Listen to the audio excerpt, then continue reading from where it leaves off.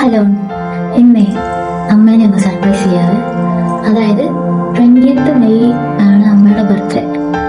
അപ്പോൾ ഇന്ന് 18th May ആണ്.